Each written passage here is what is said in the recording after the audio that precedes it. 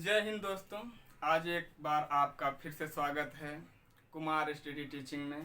तो आज हम देखेंगे प्रागैतिहासिक काल कि प्रागैतिहासिक काल किसे कहते हैं, प्रागैतिहासिक काल के कितने भागों में बांटा गया और जितने भागों में बांटा गया उसमें से क्या क्या साक्ष्य मिले हैं, कहाँ कहाँ कौन कौन सी चीज़ें थी, कैसे कैसे लोग थे, कब उनका ये क्या बोलते हैं, कैसे कैसे उनका जीवनचर्या थी, तमाम चीज़ें आज हम उसको देखेंगे। तो प्रागैतिहासिक काल की अगर हम बात करें तो इसको क्या कहते हैं, प्री हिस्टोरिक एज भी कहते हैं। ठीक है, तो प्री हिस्टोरिक एज का अगर हम बात करें सबसे पहले इस शब्द का प्रयोग जो है प्री हिस्टोरिक एज है, इस शब्द का प्रयोग जो है 1851, कितना 1851 में डेनियल विल्सन, कौन थे, डेनियल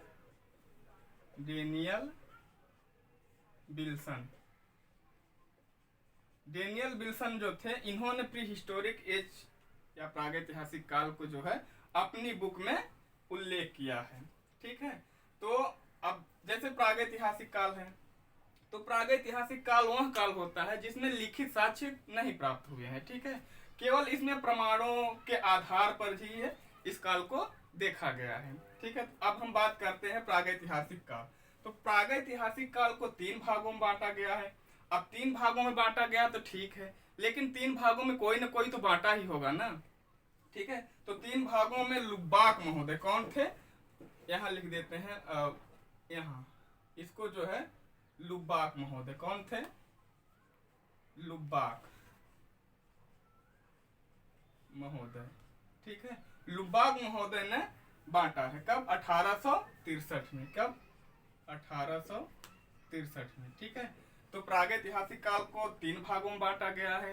तो कब बांटा गया है, 1863 में। कौन बांटा है, लुब्बाक महोदय। ठीक है, अब हम बात करते हैं कौन कौन भागों में बांटा है, पूरा पाषाण काल, मध्य पाषाण काल, नवपाषाण काल। ठीक है, अब देखिए मेन बात ये है कि अब जैसे पूरा पाषाण काल है, अब जैसे हमने डेट लिखा है 50,000 से 30,000 ईसा पूर्व। ठीक है, लेकिन इसमें कभी कभी मिलता है 50,000 से लेकर 25,000 ईसा पूर्व मिलता है पूरा पाषाण काल। अगर हम मध्य पाषाण काल की बात करें तो 30,000 से 10,000 ईसा पूर्व हमने लिखा है, लेकिन इसमें 25,000 से 10,000 ईसा पूर्व मिलता है। और इसकी नवपाषाण काल की बात करें या उत्तर पाषाण काल की बात करें तो ये 10,000 से लेकर 3,000 ईसा पूर्व तक इसको माना गया है। ठीक है, अब देखते हैं कि पाषाण काल में क्या क्या चीजें थी, कैसे क्या क्या वो लोग करते थे। सबसे पहले अगर हम बात करें तो प्रस्तर का औजार, मतलब पत्थर का औजार। ठीक है, उस समय तो धातुओं से करते नहीं थे।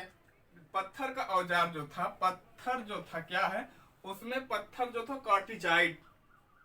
कॉर्टिजाइट जो पत्थर था, कॉर्टिजाइट पत्थर से औजारों का निर्माण करते थे। इसलिए पूरा पाषाण काल जो था उसमें मानव को कॉर्टिजाइट मानव भी कहा गया है। ठीक है, अब बात करते हैं आग की खोज की।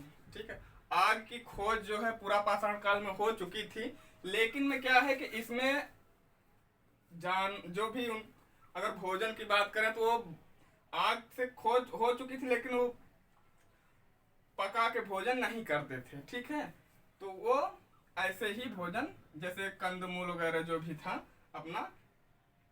और बेलन घाटी ये बहुत महत्वपूर्ण है, बेलन घाटी से जो है अस्थि निर्मित जो है स्त्री प्राप्त हुई है। ठीक है, बेलन घाटी से क्या प्राप्त हुई है, अस्थि निर्मित स्त्री की मूर्ति प्राप्त हुई है। एमपी जो है एमपी हथनोरा से जो है मानव कपाल के साक्ष्य मिले हुए हैं। अगर हम बात करें हाथी और आगे बढ़े तो हाथी का जीवाश्म मिला है। ठीक है, और अगर हम ये तो ठीक है, अगर चॉपर चॉपिंग संस्कृति, ये क्या है, चॉपर चॉपिंग वो होता है जैसे कोई नदी होती है, नदी में बहाव होता है तो उसमें पत्थर जो है लुढ़कते लुढ़कते चले जाते हैं तो उसमें आकार बन जाता है, गोल मटोल आकार बन जाता है। उसको क्या कहते हैं, उसको वर्टिकास्म कहते हैं, वर्टिकास्म कहते हैं। वो अपने आप कट कर जो है पत्थर जो है गोल मटोल बन जाता था, नुकीला बन जाता था।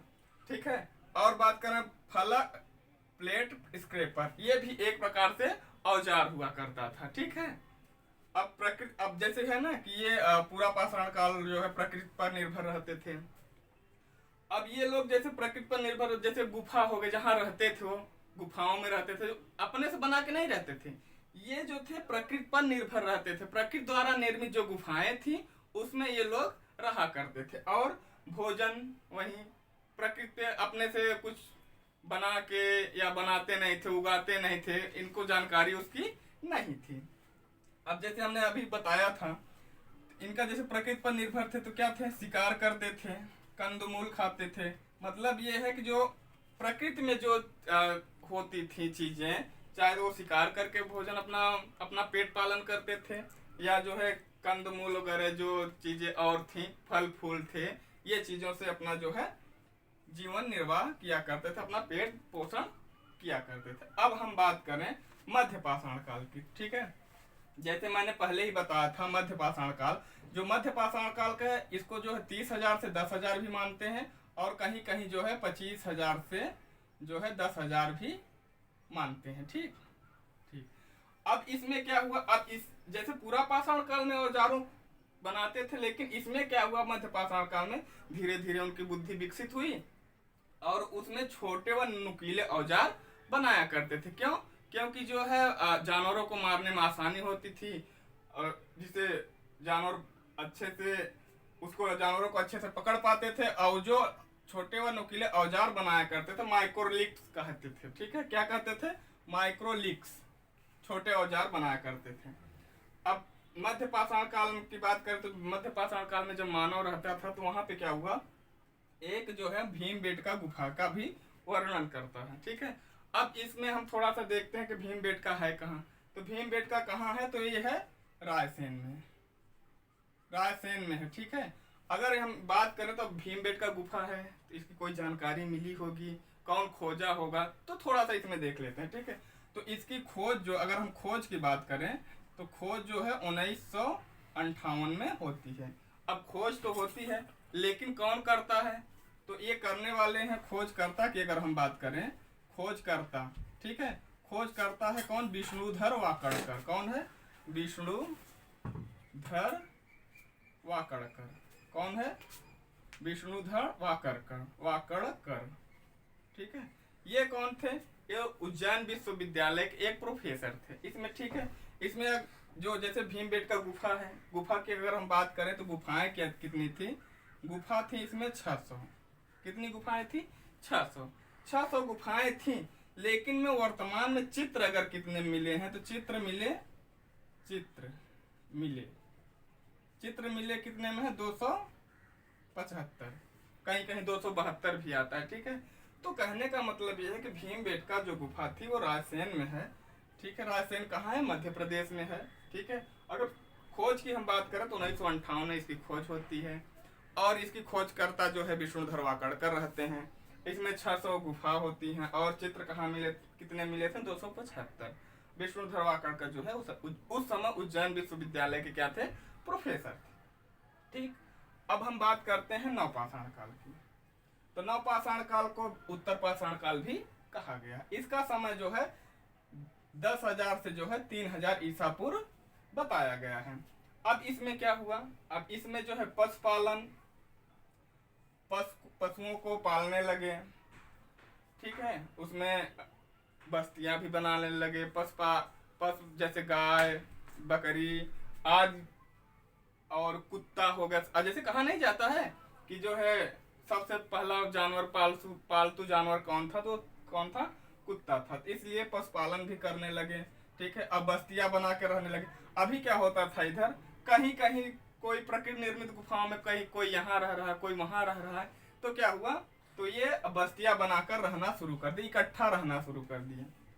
अगर हम बात करें कृषि का, पशुपालन करेंगे, बस्तियां बना के रहेंगे, तो कृषि का इन्होंने ही आविष्कार किया। अगर कृषि का आविष्कार किया तो इसमें जो है सबसे पहले जौ होता है, उसका आविष्कार, जौ उन्होंने उत्पादन किया, ऐसा साक्ष्य मिलता है। जौ, गेहूं, इस प्रकार से साक्ष्य हमें देखने को मिलते हैं। अब जैसे बस्तियां बनाने के रहना शुरू कर दिया, तो इन्होंने क्या किया, समूह में रहना, इकट्ठा रहना शुरू कर दिया। ठीक है, अब जैसे अब उपकरणों की बात करें तो अब जैसे पूरा पाषाण काल में भद्दे औजार बनाए गए, मध्य पाषाण में कुछ अच्छे औजार बनाए गए, नुकीले औजार बनाए गए, लेकिन अब नव पाषाण काल में जो है पालिशदार, ठीक है, कैसे पालिशदार जो है औजार बनाए गए। अब उस समय क्या है कि मकानों का भी इन्होंने निर्माण करना शुरू कर दिया। ठीक है, और जैसे पूछा जाता है कि चाक का आविष्कार कब हुआ था, तो चाक का आविष्कार जो है नव पाषाण काल में माना जाता है। चाक बनाना शुरू कर दिया, पहिए का आविष्कार, चाक से जो है इन लोगों ने पात्र भी बनाए हैं, मिट्टी के पात्र भी बनाए हैं, ठीक है, अनाज वगैरह रखने के लिए। तो इस प्रकार से हमने देखा। और धातु जो है तांबा, एक क्वेश्चन पूछ लेता है कि जैसे कि प्रागैतिहासिक कालीन जो है सबसे पहले प्रयोग किया गया कौन सी धातु थी, तो तांबा थी। ठीक है, तो इस प्रकार से हम लोगों ने आज क्या देखा, प्रागैतिहासिक काल जो कि प्री हिस्टोरिक जो है, प्री हिस्टोरिक कहा जाता है। प्री हिस्टोरिक शब्द का प्रयोग 1851 में कौन किया था, डेनियल विल्सन ने किया था। लुबाक महोदय ने 3 भागों में बांटा, पूरा पाषाण काल, मध्य पाषाण काल, नव पाषाण काल। ठीक है, तो इस प्रकार से कितने कितने मतलब सन इसका क्या रहा है, इसको थोड़ा सा ध्यान दीजिएगा। कहीं कहीं जो है 50,000 से जो है 25,000 भी आता है। ठीक है, इसमें कंफ्यूज होने की जरूरत नहीं है। तो इस प्रकार से हमारा ये प्रागैतिहासिक काल, थोड़ा बहुत जो बेसिक जानकारी थी उस पर हमने चर्चा किया। ठीक है, हमें उम्मीद है कि आप लोगों को अच्छा लगा होगा। अगर अच्छा लगा होगा तो हमारे चैनल को सब्सक्राइब करिए। ठीक है, कुमार स्टडी टीचिंग। ठीक है, धन्यवाद।